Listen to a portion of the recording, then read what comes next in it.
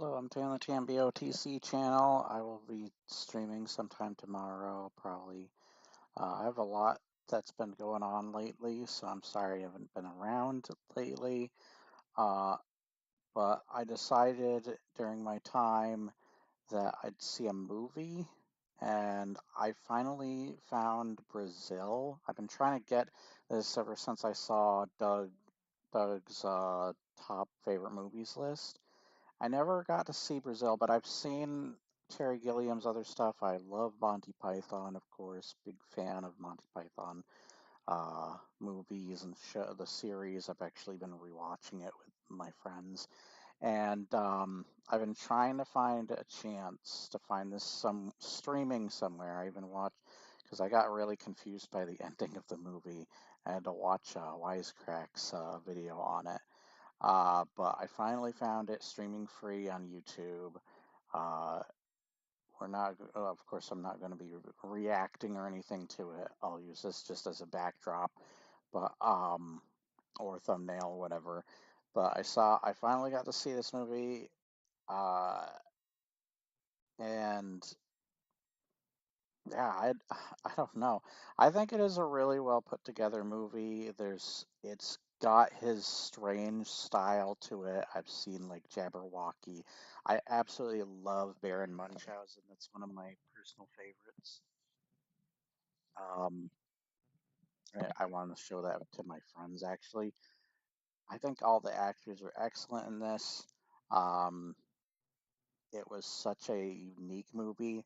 I found out that I think this is an inspiration for a lot of the stuff. I can't remember the guy's name, but the dude responsible for like the Deus Ex games and even BioShock and stuff. And there's definitely some artsy stuff towards the end where the message of the movie, and it certainly feels like a message that Terry Gilliam or any of the cast of uh, the Monty Python series would have totally written. Um, but yeah, just know that there's like some symbolism or metaphorical stuff they use, especially in the ending. So if you get confused by that, um, but I thought it was put together really well. Uh, I did kind of feel the length of it when it was getting to like the last part of it or some I can't remember, but I didn't hate it at all, and I didn't think that it like slowed it down too much.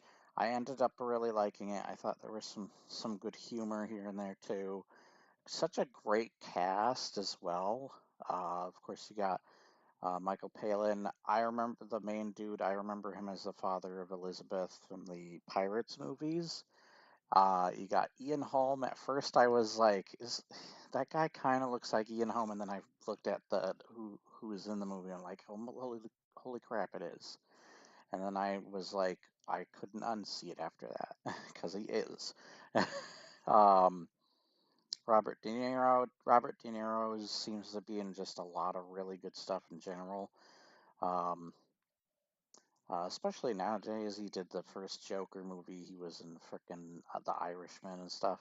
He still does some great stuff. And then you got, I realized that the guy that did the surgery for his mother, what a weird scene, by the way, the face stretching stuff, uh, where it was the dad, the actor of the father character in the Paddington movies.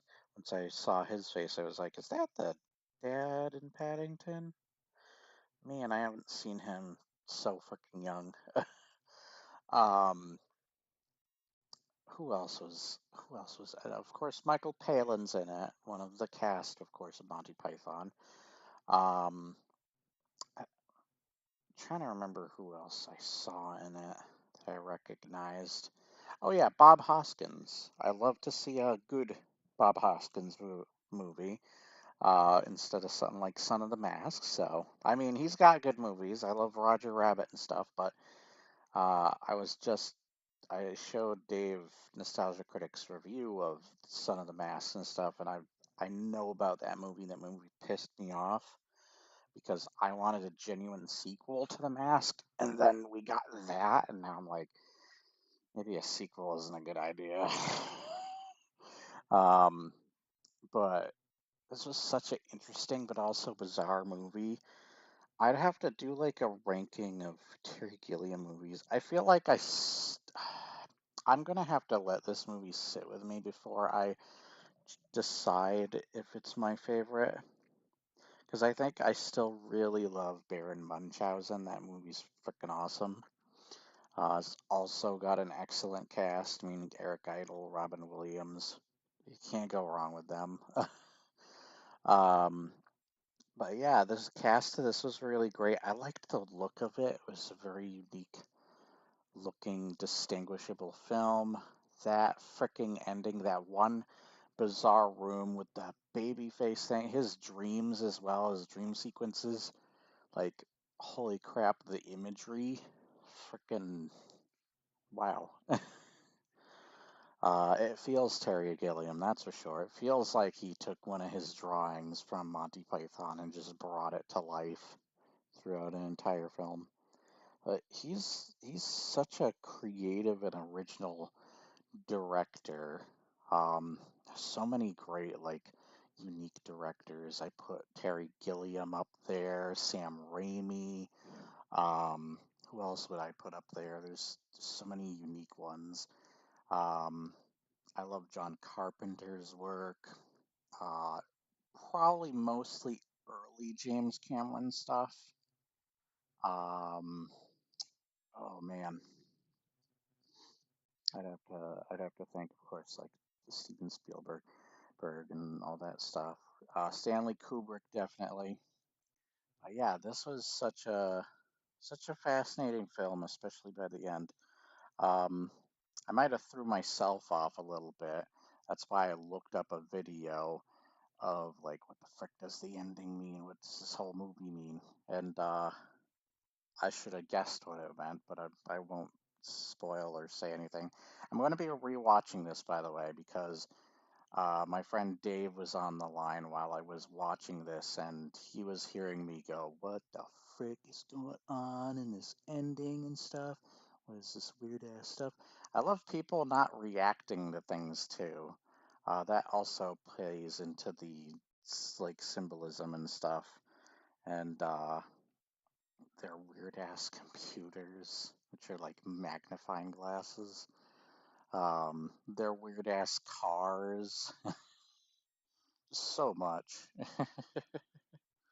But yeah, and I've been wanting to play more of like I wanted to do like the BioShock games and the frickin' Deus Ex games some more for the channel too. So yeah, I'll have to do that more, knowing that they were inspired by such an interesting movie.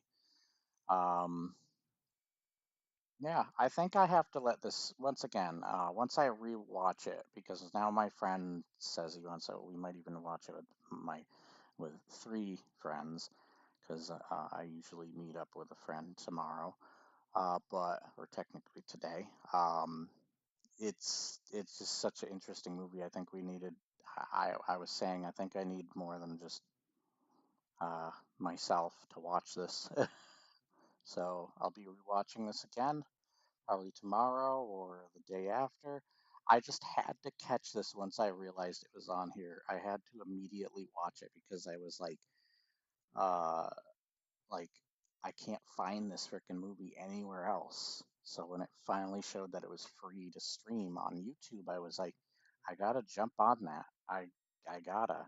I could have done anything else, but I decided I wanted to jump on this. And I was actually looking through their other movies because they have like No Country for Old Men and Shutter Island. I love both those movies.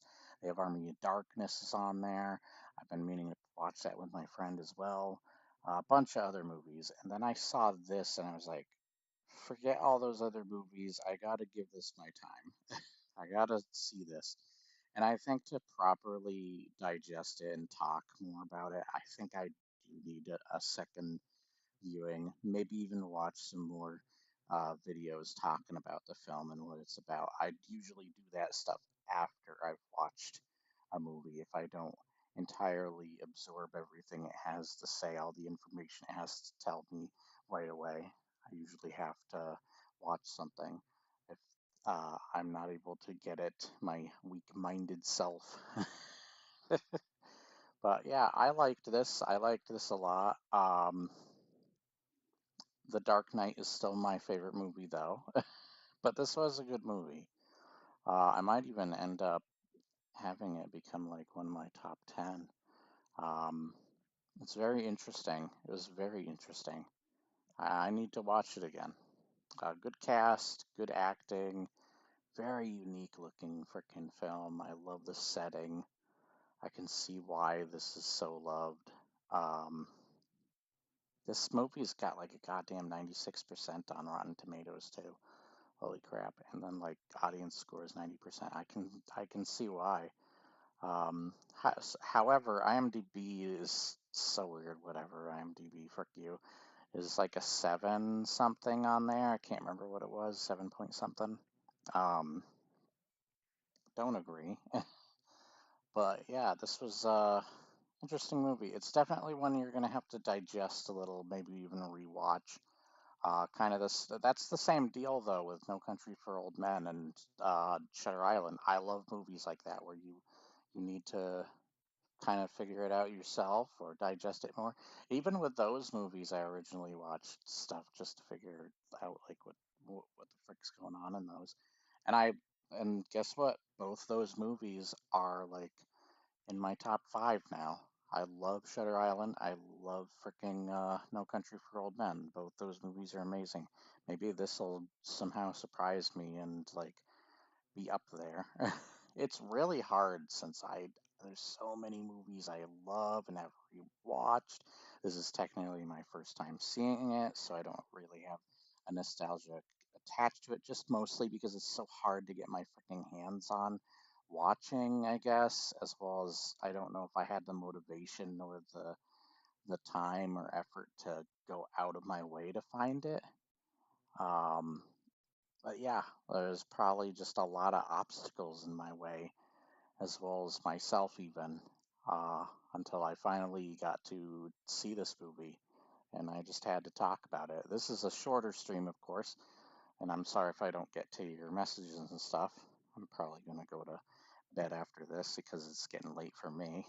It's like freaking, what is it, 1 a.m.? Yeah, almost 2 a.m. But yeah, this was an interesting movie, and of course, Dave sends memes. uh, but yeah, I got so freaking like I don't know that ending. I'm gonna have to pay attention to more stuff going on while I'm watching it with my friends. But yeah, that was so intriguing. I don't know how else to describe it. I don't know how to rate it. I guess if I'm gonna rate it off of my own personal feelings right now, at least, um, rate it on the scale of course, 1 to 10, and then rate it on another scale, which I do scale of like letters, basically like A plus, B plus, all that kind of crap, B minus. I don't know. I think I'm gonna give this an A minus, an A or A minus. I don't know if it's quite there yet for me. Once again, I need to digest it more. I need another viewing. Um, and for number rating, I think this is like a 8.9. Um, this was really good.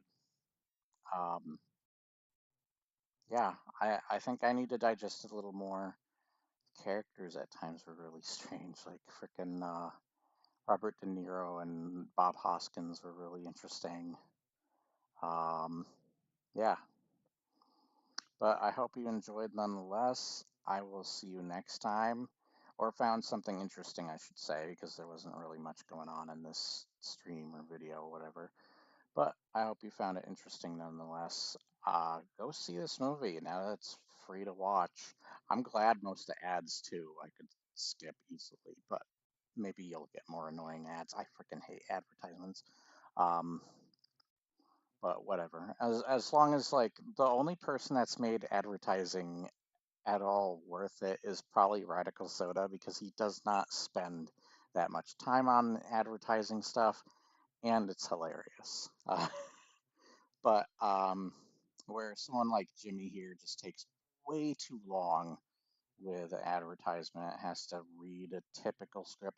Even Nostalgia Critic, while he's got really long segments, he at least makes them fun or funny as well. But I will say lengthwise, kind of like his when he did his top 11 lists and he had the animation in between, it is a bit lengthy. But sometimes he's I hate when you. Sorry, that was really loud. Earphone warning. Jeez, I should have moved my mic away. I'm so sorry, so sorry. Um, I hate when you have to sneeze and this freaking doesn't come out.